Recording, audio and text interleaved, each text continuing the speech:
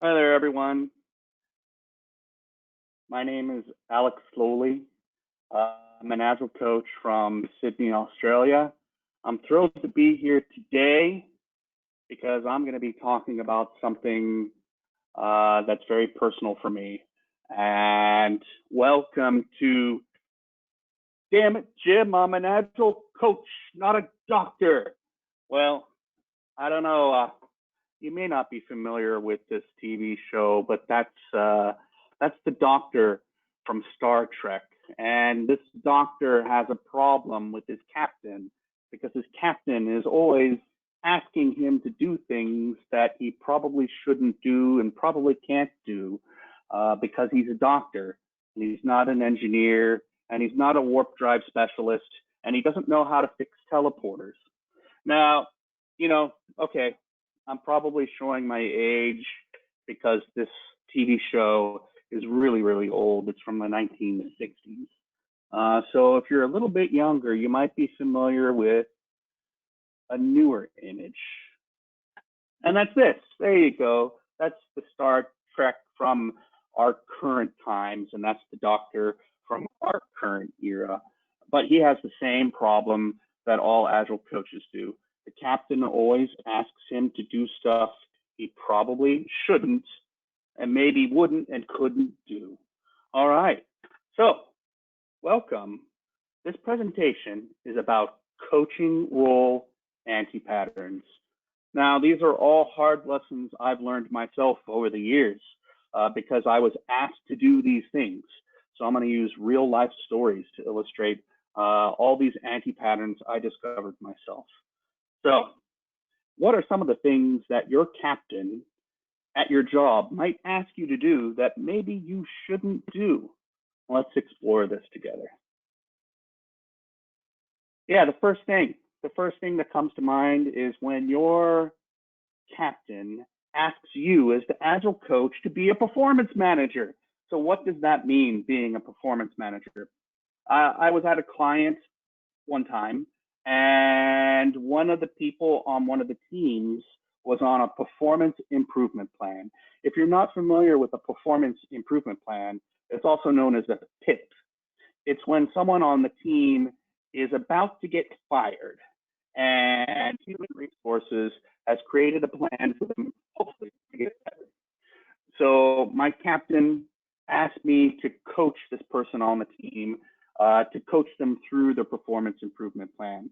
And as a naive Agile coach, I agreed, and I started to coach this person regularly. Every single week, I coached this person to help them get off the performance improvement plan. That went on for a couple of months until eventually the captain and the HR representative called me into the office and said, Alex, Alex, we've got something to ask you. We need you to stop coaching this person. And I said, well, why do you want me to stop coaching this person? Well, unfortunately, the person you're coaching is getting better. They're actually becoming a better teammate, getting better at Agile, and becoming more productive. And that's a big problem for us. And I said, why is that a problem? Isn't that what you wanted? And they said, no, we just wanted to fire this person. We just wanted to get rid of them. Now, the lesson here is that I got involved in a performance management issue with an employee. You as an Agile coach should not be involved in performance management of people on teams in your organization because as a coach, you're a neutral, objective party. So when your captain asks you to performance manage someone, don't get involved. Oh, so what else have I been asked to do that perhaps you may not want to do as an Agile coach? Oh, well, let's explore that. Yeah, sometimes I'm asked to manage delivery. So I might be a team level coach, or I might be an organizational coach, and the captain of the ship will ask me, Alex, this team's got a really important delivery. We need you to manage that delivery. Well, what exactly is a delivery manager anyway? I think in the old ways of thinking, a delivery manager is someone that ensures the team delivers, right?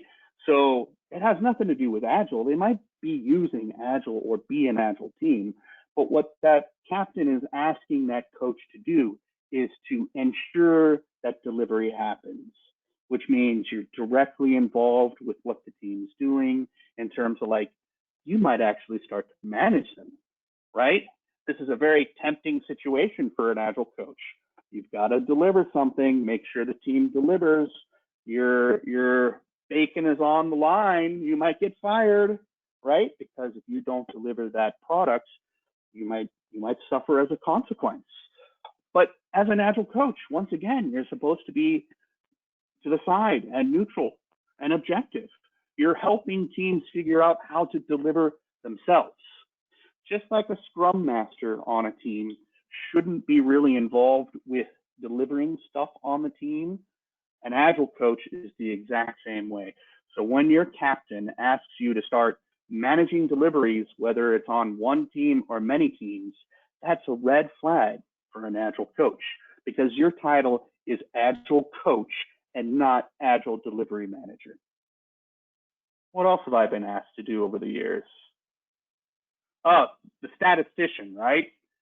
This is when stakeholders and the captain comes to me and they say, we need charts. We need to know all the velocity charts. We need to know the velocity for each team. We need to know the velocity for the org. We need to know the velocity per person. We need to know all the work types. We need to standardize velocity. We need to know all the metrics you can possibly think about. Once again, you're kind of getting involved as an Agile coach in the details that the teams need to figure out. So part of being an Agile organization is figuring out the metrics that matter. And for each team, that might actually be unique because each team has different work, perhaps a different product backlog. The measures that matter to each individual team are unique to the team. And to get the team engaged and involved in figuring out what those metrics are, you as an Agile coach should not be getting involved in that, not directly. You should be helping them figure out what the metrics that matter are, but you definitely should not be figuring out how to deliver those metrics.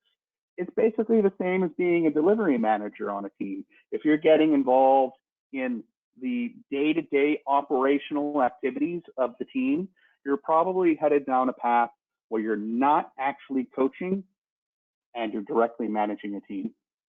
So what else have I been asked to do as an Agile coach over the years? Oh, this one is a great one. If you've never been on a cruise before, cruises, well, when we used to have cruises, this is pre-pandemic, right? When you go on a cruise, they're very, very fun. And there's a person on the cruise whose job it is to make sure that everyone has a great time, and that's the cruise director. Now, when your captain comes to you and says, hey, coach, we need to have a great time. We've got like an offsite and we want you to plan all the games. We want you to come up with all the activities. We want you to help with this club that makes things great and fun. You're headed into another dangerous area, right? All of a sudden, they've taken this Agile mindset, this Agile way of being, and yes, you can have fun in an Agile organization.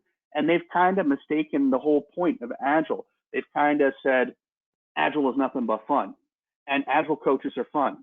So you end up being like an events coordinator. You create fun events, and all you're doing is playing games, and you're not getting serious. Yes, some level of fun is involved in create Agile teams and organizations, and gamification and play is important for Agile coaches to introduce into an organization. But if you find yourself as an Agile coach on call for all of the events to make them fun, then you're probably diluting how much impact you're having in the organization. And your client is probably misunderstanding the Agile coach's role in the org. In fact, all of these things that the captain is asking you to do are things they probably shouldn't be doing. But we'll talk about that in a little bit because this is the coach's side of the perspective. So what else might they ask you to do that you probably shouldn't do as an Agile coach?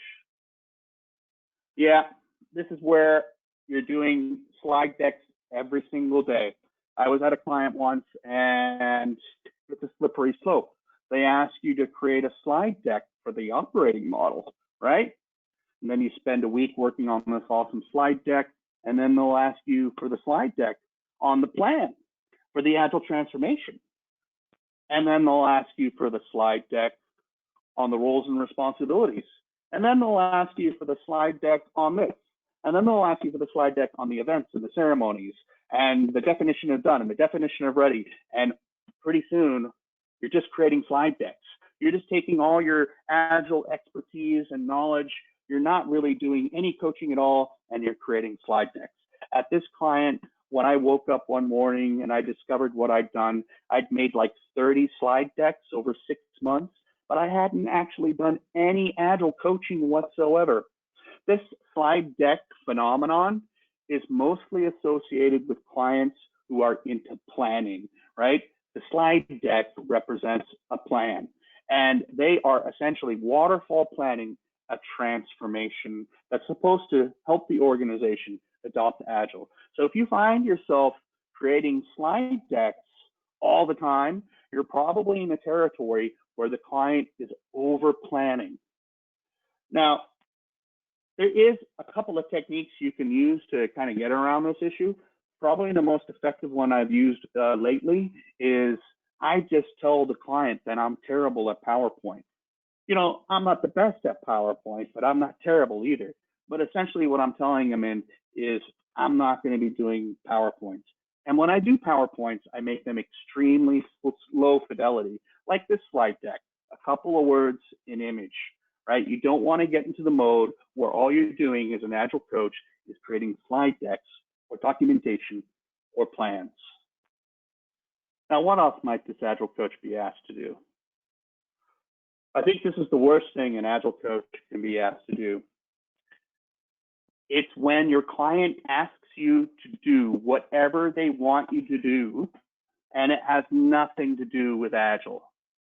In other words, you're at the client as an excuse.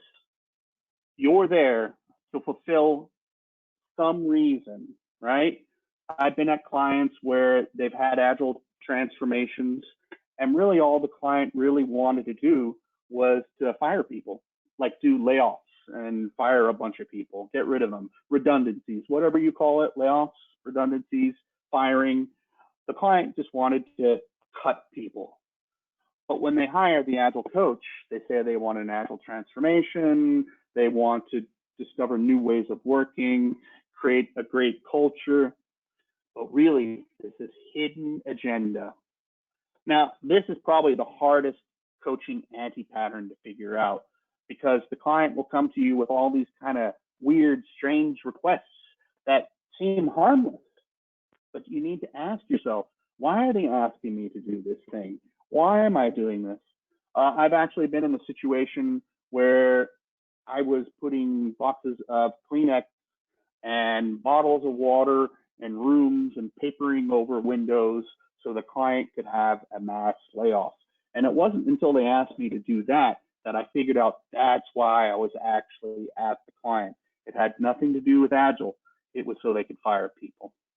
So be wary of that. If they ask you to do strange things, you might be an excuse. Now, these are all pretty typical Agile coaching anti-patterns, in that the client will ask you to do these things, but you as a coach, you can definitely push back, right? You can say, hey, I don't think I should be doing this thing. And you can give your Agile reasons why, because I'm supposed to be objective and neutral and an Agile coach. This is what a coach does, which is all fine. You might even actually have success with explaining what an Agile coach does. But I think when we talk about the client side of the equation, that's where you actually might have more success. So rather than explaining what you do as an Agile coach and what you don't do, perhaps you need to start thinking about, how can I help the client figure out how they move forward in terms of Agile coaching. So let's talk about the client role anti-pattern levels.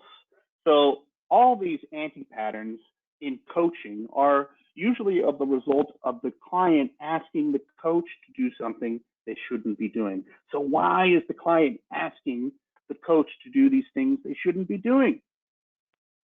Well, the first reason is that the client just doesn't know any better. It's an inexperienced client.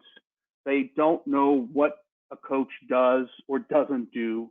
And then they ask you to do things that you shouldn't be doing simply because they don't know that you shouldn't be doing it. It might be a really simple conversation where you tell them, hey, I shouldn't be getting involved in performance management because you need to figure out that side of your equation. I'm a neutral third party. And once you go through some explanations, the client says, oh, okay, I got it. Moving forward, we're not going to do that anymore. But this is the simplest level, and this is the level where you want to be in terms of like when they're giving you anti-patterns. This is a relatively easy problem to solve. It's a conversation. This is an easy solution. What this means is that every single time your client gives you something weird to do, an anti-pattern, go figure out if it's because they don't know any better. And if that's the case, usually a simple conversation will solve this challenge. However, this is not the only possible level the client could actually be at. This is the next level. The client knows they shouldn't ask you to do the thing they've asked you to do, but they have reasons why. So for whatever reason, it might be rationalization, it might be actual reasons, the client will ask you to do something to accomplish an objective. They know they probably shouldn't ask you, but they have to because they're trying to get something done. So to give you an example, in that example where I was doing performance management and helping coach that person on the PIP, the personal improvement plan, they knew they shouldn't really be doing that. But when I talked to them afterwards, and I actually discovered this later on, they wanted to be able to say in the human resource records that they'd provided the employee with support that would enable them to complete their PIP successfully. So it was just for appearance's sake, right? So that they could check some boxes in the HR forms so they could say they gave this person support. But really what they ultimately wanted to do was get rid of this person. So in other words, there might be hidden agendas. There might be reasons behind the scenes why they ask you to do certain things. So this is the next level of conversation. So when they ask you to do something you probably shouldn't be doing, go back to the client and get beyond that first layer, which is they are ignorant in the first layer, but perhaps if you dig in a little bit, you might find that there are reasons why they did it. And now you're at the next level of complexity in terms of figuring out why the client has asked you to do something you probably shouldn't do. So what's the next level beyond this? Now, as you go through these layers of client complexity in terms of why they're asking the coach to do these anti-pattern type things, they get harder to figure out. Until finally, you're in the ultimate level of complexity in terms of the client. That's when the client doesn't care. They don't care that they've asked you to do something you shouldn't be doing. This is a situation where the client is being directive. They just want you to do what they say. It's a non-collaborative environment. And you as an Agile coach are basically on the line for either doing it or getting fired, which is a dilemma I think every single Agile coach is going to face in their lifetime. If you haven't faced it already, there will come a time, perhaps at some point in the distant future, when you'll be asked to do something that you know you shouldn't do as an Agile coach, but the client will want you to do it anyway, for whatever reason. So in the previous one, the first one, it's because they don't know they shouldn't do it. And the second one, they kind of have a valid reason. And in the third level, they just want you to do their bidding, right? You as the Agile coach, it doesn't even matter that your title is Agile coach. They just want you to do what they say. So level one, ignorance, you might be able to have a conversation, educate them, get past that. The second one is talking about logical reasons why they might ask you. You can negotiate with them about those anti-patterns. But this third one is a lot tougher. You might have to make a really big decision as an Agile coach. Do I want to be an Agile coach? Do I not want to be an Agile coach? How can I help the client figure this stuff out? So you'll find that these levels are actually tied to like the cultural maturity of the agileness of the organization you're working with. But so these are all anti-patterns that you might be working with as an Agile coach. And I'm sure you'll discover more too. If you go out and you Google anti-patterns for Agile coaches, you'll find many more. These are just 5 or 6 big examples I can give you today. But you need to be aware of anti-patterns. Just like a Scrum Master and product owner and teams need to be aware of anti-patterns at the team level, you as a coach have to be aware of the anti-patterns at the organizational level, the team level, the personal level, and you yourself as a coach, right? There are anti-patterns for coaches, and you need to be aware as a coach what those anti-patterns are. And in addition, it's a two-way street because a coach works with a client, works with people. You, as a coach, not only need to be aware of what your own personal coaching anti-patterns are, but you need to figure out how to help the client itself work around those coaching anti-patterns so that you and the organization can work most effectively together as a client coaching team. So thank you for your time. I've had a great time, and I hope to see you in Istanbul in person sometime soon.